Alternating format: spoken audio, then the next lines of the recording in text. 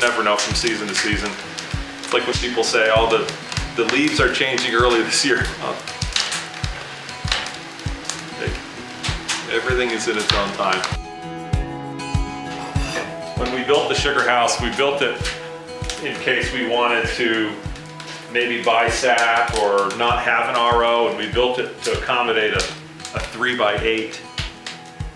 And we started doing birch maybe a year or two into it and realized that having an RO was the most important thing for us for that, and that we would likely use it for maple as well. So we decided to go with a smaller arch and weren't really all that concerned about efficiency because of the number of taps that we have. So again, we started with the 2x4 and then landed with the 2x6, and I think we'll keep it like this for a while. We'll probably do some upgrades to this. I'd like to put a steam hood on it. And the way we built the sugar house, it can accommodate a steam hood pretty easily, a stack. So I took 450 gallons or so, and I RO'd it down to 70. So it's gonna take quite a bit of time off the boil today.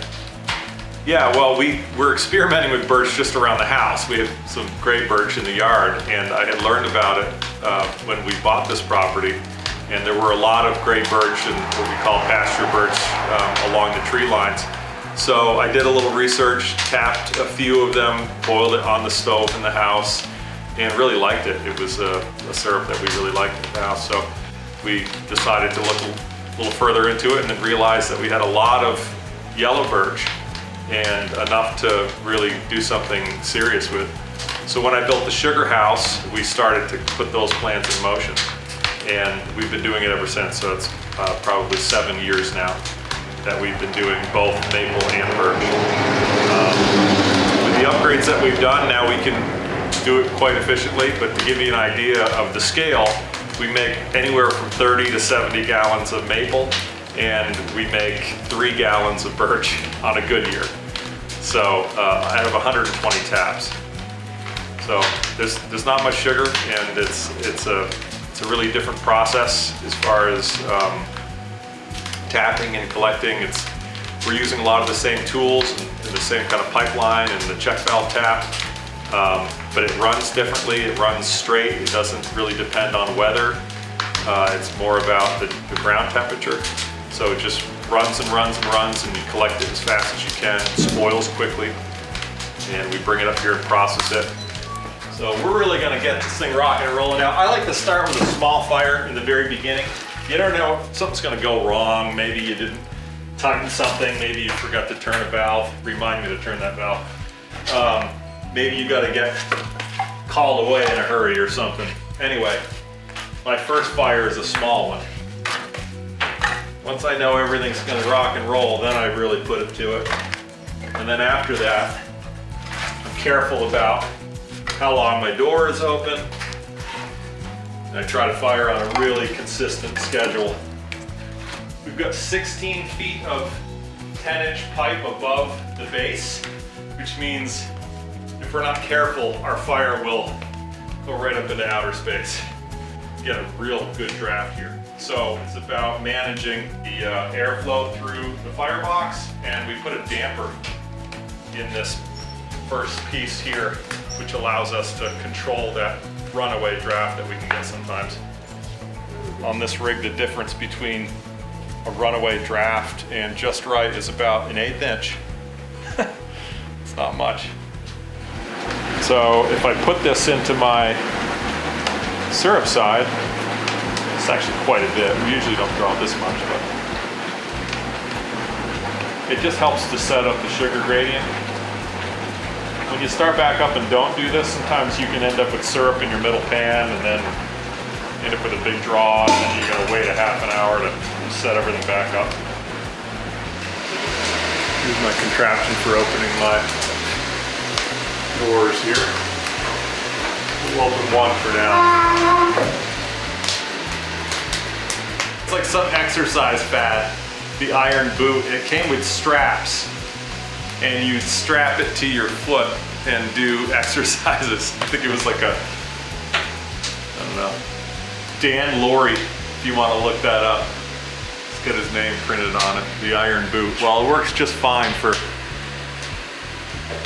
a counterweight for my doors. I keep my hydrometer warm, and it also keeps it unsticky to keep it in water. It's just some hot permeate water. But I'll calibrate the dial, the 0 to 7 scale, 0 to 10 scale, whatever we have. Depending on barometric pressure, we'll need to adjust this with this little Allen key.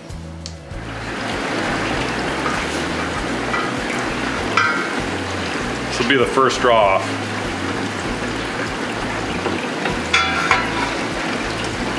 Yeah, we're wicked close. We built the Sugarhouse with it being run by one person in mind. So everything is close by. With an auto draw off, which is our next upgrade, we're gonna put in the operator, whether it's me or one of my boys, would be able to pretty much do all the tasks up here, including, you know, wrapping up the ROing and the washing and that sort of thing, and running the filter press without help. But it's a family business, so there's usually 1 or 2 people up here anyway, and a lot of times there's a visitor that stops by and people want to help. So although it can be run with one person, there's usually a few people in the Sugarhouse. Okay, so this is syrup. So we can put that in there. And now we can make our adjustment and draw off.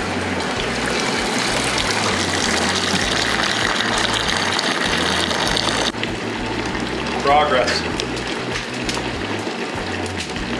The first draw will be a long one because we got to get all of those sweets out that we put in. We use the liter check valve tap. We really like that. We have the liter RO, the liter arch and pan setup.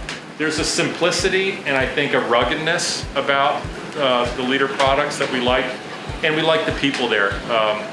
It's a good company. Stand by the products. It's helpful when things go south in the middle of the season. It's nice to know that someone has your back. I think someday people will call a blended syrup with birch and maple myrtle. I think not myrtle, not birchel, but yeah, that's. We'll probably trademark it, but someday that'll be a thing.